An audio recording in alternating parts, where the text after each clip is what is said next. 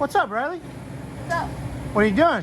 I am finishing up tightening the exhaust bolts. Nice, nice. Yeah, you already got the other side done, huh? Yeah. So that way when Bobby comes in a little bit later, we can line up the exhaust and get that all welded back up. She already set up. Didn't get a chance to get a video of this, but the fuel pump is in tight. And the fuel line coming from the tank right there is already hooked up.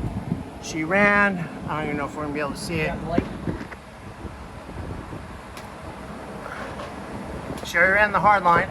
So next she's gonna hook that up and we'll lower the car back down, get it hooked up to the carburetor. And I think we're gonna start putting coolant in this thing. No, I think they did that yesterday, if I remember correctly. Oh. Coolant. Coolant? Yeah.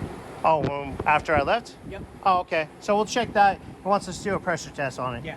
So, and then I think we just got to start hooking up Yeah, starter, stuff like that. Yep. doing all the wiring stuff. So,